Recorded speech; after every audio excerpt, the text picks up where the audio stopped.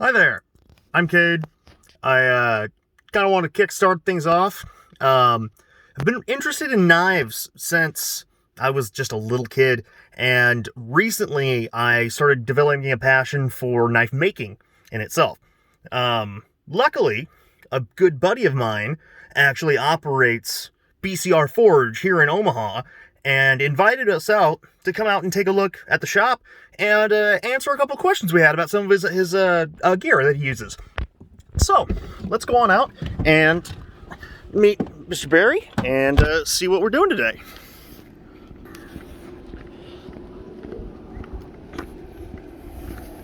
Here we are at the shop. Yeah, it's about 38 degrees here in Nebraska, so we got the warmer on in.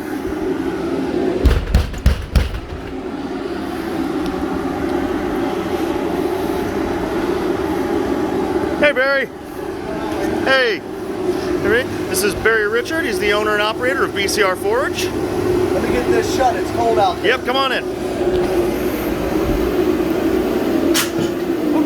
Don't trip over stuff. Sorry about the lack of space. Small shop. It's quaint. It's compact. It's homey.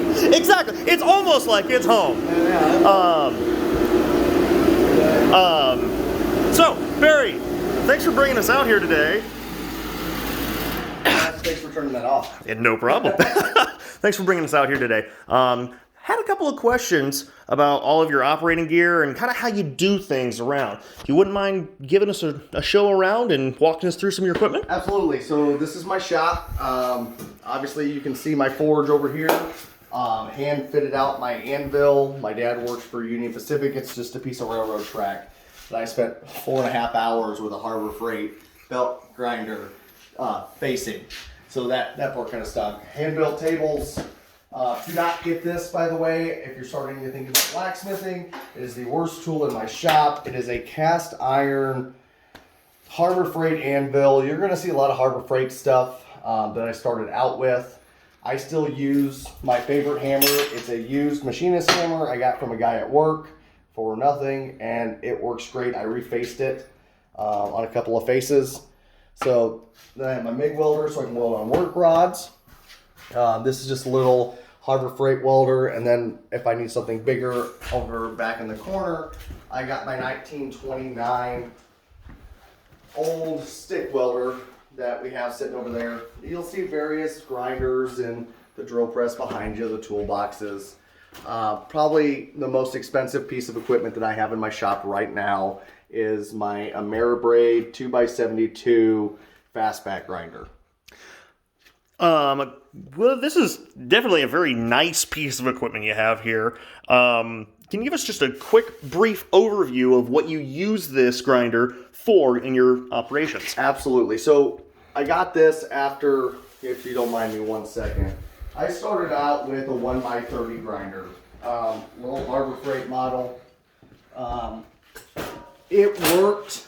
I can tell you that the problem with this is it gets bogged down with a 1/3 horsepower motor with a little 1x30 belt. You also are limited by your length restrictions.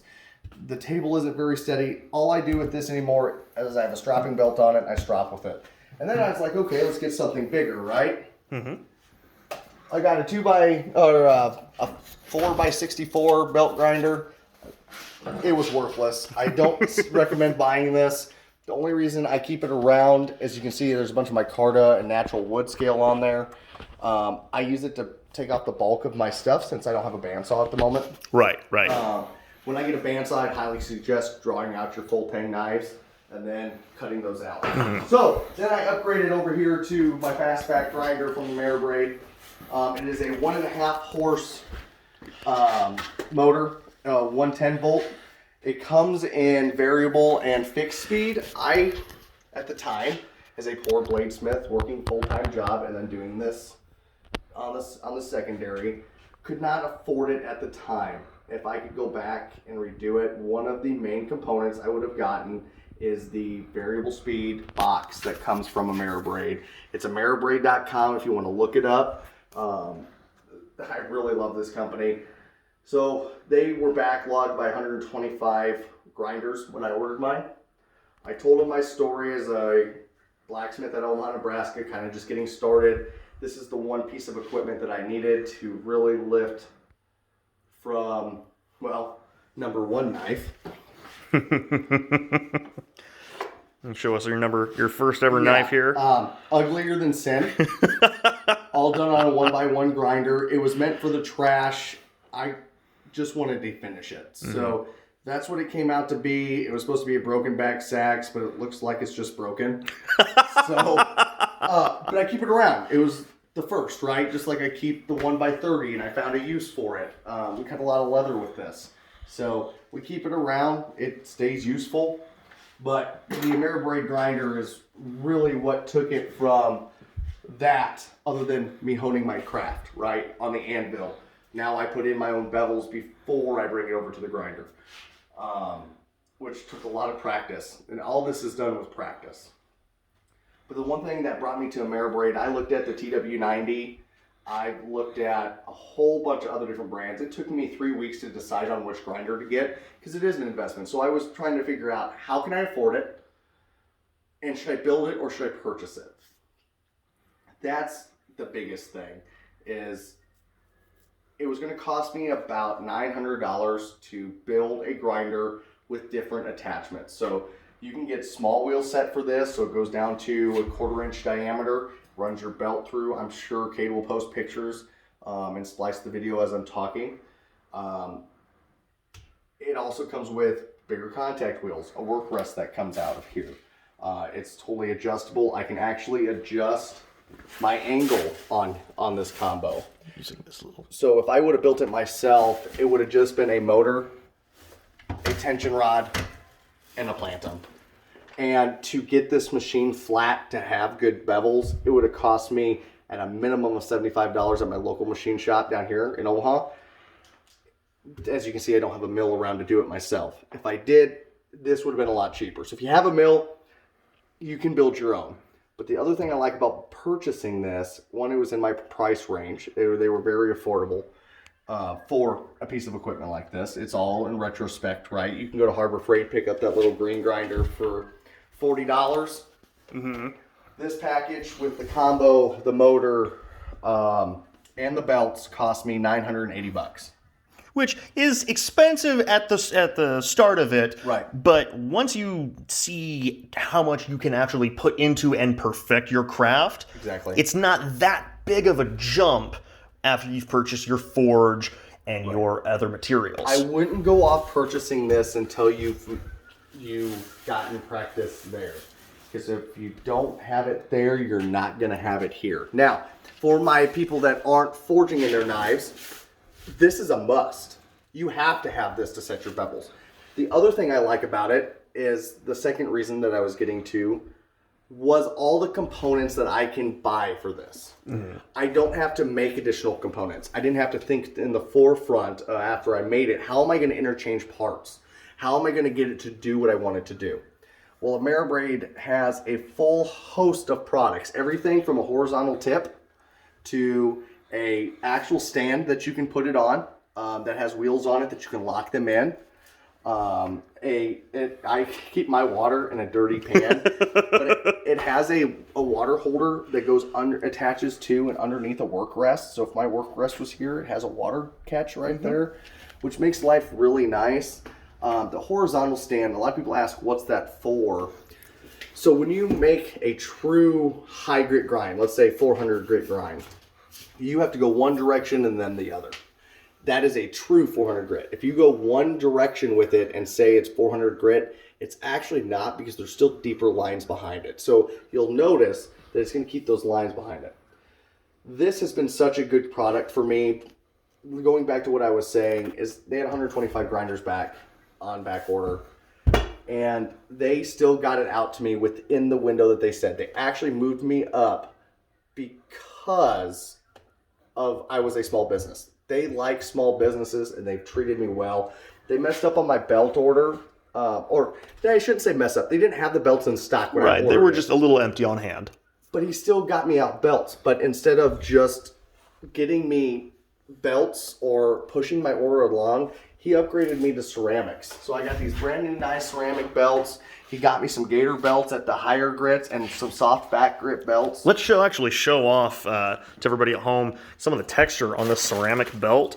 I know, it's a little bit hard to feel it from where you're sitting, but this thing is ridiculous. You will never wear one of these out within 3 months. What, we did 4 blades on the ones that are sitting over here, plus I got my Carta on it, which gunks it up. Exactly. So, and it still runs like perfect, like the day it came out of the box. It's really good. And all their belts come from Combat Abrasives, which is also another American company that source American-made belts. This machine is entirely made in shop in California from Ameribrade. From their wheels to their plantums, they machine every component on this machine.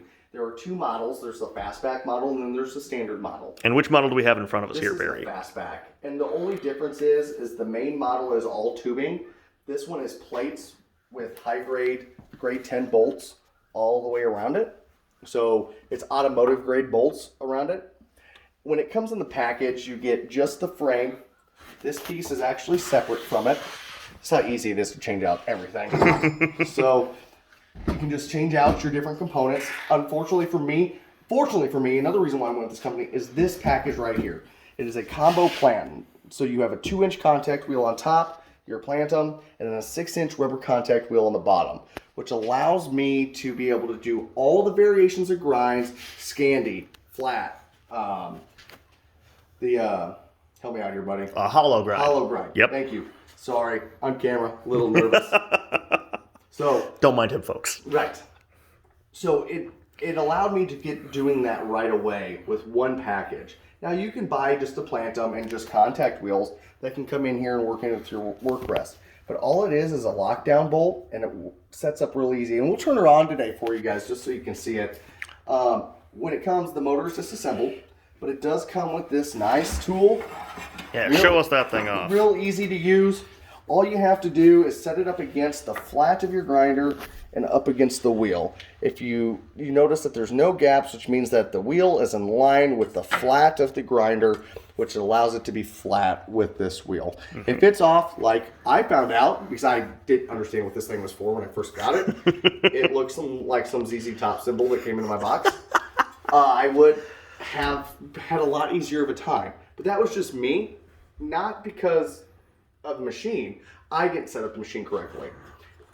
I have it bolted down. She moves fast. So this model moves at about, I think Kevin from Ameribrade said about 7,200 feet per minute. I got a 7-inch wheel on the back. It comes in 7 and 4s, but they recommend the 7 for the non-variable speed and a 4 for your variable speed. So it'll move a lot faster with the 4 than it will with the 7. And just to put it back together. Yeah, show us how easy that was to just slap it back in there. Oh yeah, tighten down the bolt. So it just comes and slides in, and you leave it loose. We'll grab one of these worn belts here. I keep these for my roughing work, because when you rough on a piece, what you end up doing is you end up getting rid of more grit than what you need. Mm-hmm. So I use these rougher belts. I just give her a little tension. This is personal preference. I like to have it with a little more tension. I get it on there, and then I kind of back it off. You'll see it kind of come up just a little, and then she'll self-feed herself back into place. Once I lock her down, ooh, that's still a little loose. Yeah, go ahead. There we go. Ooh, ooh, ooh. Once you have this set, it's set though. Okay. So, all right. Real easy to change belts. Just pull down, pull off. Nice rubberized handle up here. You're not going to cut yourself on any sharp exposed steel. Absolutely. Yep. Go ahead and give her a pull down. Yeah. Just bring on down. Just line up your belt. Slides the belt right on. You let up easy on the release, and bingo. And then just to test and make sure we're in the right spot, we're just going to give her a throw. And what that does is it shows us whether we're left or right. So if I want to take it more right, as you can see my plantum here. You just adjust with this little knob right here, and that moves up this wheel. And this actually has a dual adjustment.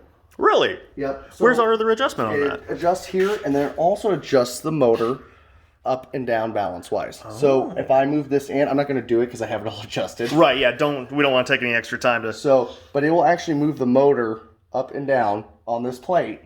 to actually sink it in perfectly. Okay. So I really like that. Now, the only thing I'm upset about myself with, not even Ameribrade, is the one thing I wish I would have bought with this package is the work rest and the small wheels.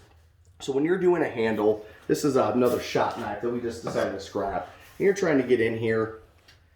It's hard to get in here without the small wheel contact. Then you're stuck with a Dremel, and you can see all the little lines sitting in there still.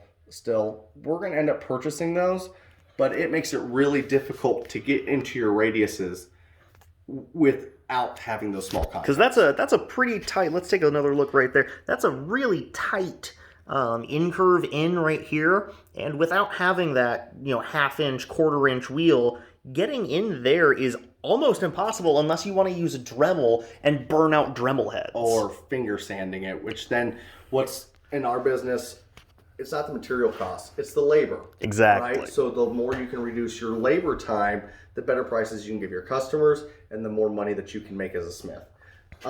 Which making money as a smith is incredibly hard. I know I've been very fortunate that I've gotten the customers that I've gotten and I've gotten the words that I've gotten spread.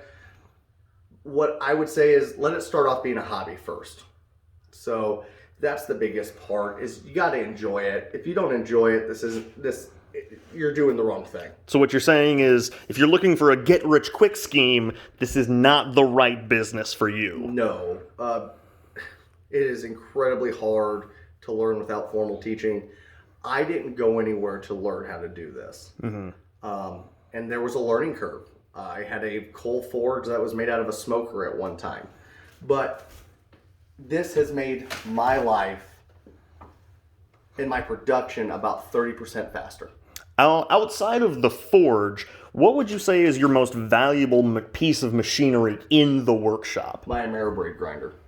And that's not for anything else other than I have had no issues with this thing. They were fast, they're on time, the price is right, the equipment's there, they have all the attachments that you're needing. I really, really, really enjoy this piece. So, should we start her up? Yeah, let's, if you don't mind, let's actually take a look. What do we have sitting on the docket today, Barry? Docket still sitting over there on the table, needing to be forged the rest of the way. As you can see, I was sheath cutting today because I had somebody that wanted a couple sheaths, and we actually just dropped off today. So I did a Chiefs-inspired knife for a customer for her boyfriend. It was red with white and yellow spacers and a little 3-inch guy. It turned out really well. We also did some custom work. I did some burn-in on a box for presentation-wise for her, so to and from. That part was nice. Trying to find the chef's knife I was doing for my mom. I think it's on the table. Sorry about the mess, guys. This is what an actual blacksmith's forge shop looks like. It is not pretty. There. I think that looks like it. Yep. So this is ADCRV2. It does grind well. I don't care what you do with certain steels. Certain steels just don't grind very well. This one, I'm a huge fan of. Now, today we're not necessarily talking about steels, but in about 30 seconds, Barry, can you tell me what your favorite steel to use and make a knife out of would be? It's a balance between 3 different steels, actually. I'm a big fan of W2 from New Jersey Steel Baron. They actually produce it themselves. It has more vanadium than ADCRV2, and I can still heat treat it and quench it and temper it in my little shop. I don't have an expensive heat treat oven. I use an oven, but I set the parameters to where they're still relatively hard.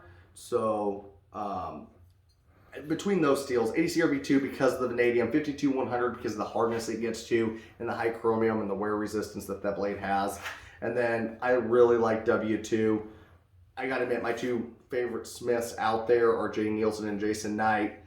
They really turned me on to it, and I haven't had a customer tell me that they couldn't keep a blade sharp. So this stuff's really easy to move. Mm-hmm. I like it. I buy a bunch of it. This is what I use. Let's go ahead. Let's take a look at that and see just how well that moves on this Ameribrade 2x72. So remember, the belt's worn for this. I'm not going to use a new belt, guys. I'm sorry. They're not expensive, but they're not cheap. They're readily available. There's a lot of people that have them. But when you're selling 2 to 3 blades a week at the price point at which we sell them at, we got to conserve where we can. And our material costs, though, isn't high. That's the reason why we're using this. So I just want to give a quick headphone warning to everybody out there watching.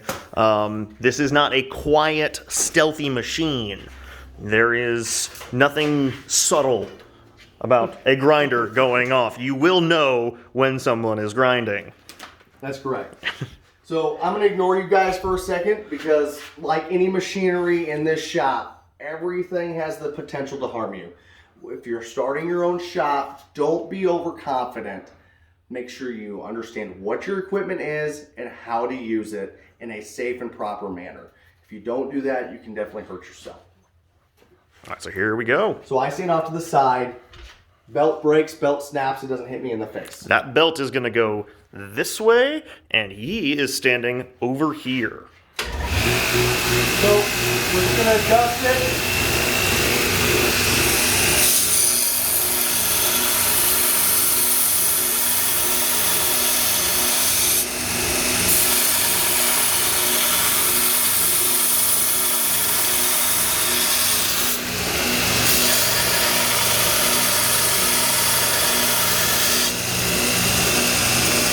Look at that. Grind. You want to use the contact wheel and come up underneath it.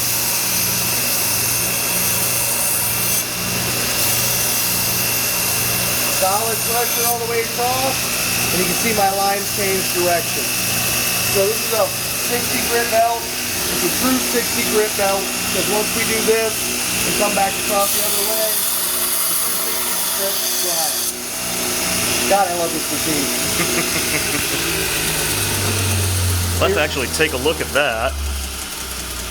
All the grind lines go in the same direction. Very clean on those lines. I already have a plunge on there, so you can kind of see where it's at. And the nice thing is, on this combo Plantum, it is adjustable, like I said before.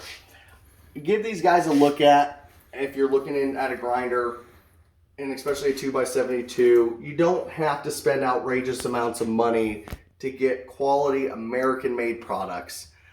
I can't say enough about this thing and how much it's helped me out. I know it sounds like I'm working for Ameribrade. I'm just a customer, guys, but there's some things you can skimp on, there's some things that you can't. The machine to the left, we're able to skimp on. We're not going through 4 inches of steel here, and it works. Just because it works doesn't mean that it works for you, but this machine will work for everybody. If you're a pipe fitter, if you just need a good belt grinder, you don't even have to be a knife maker.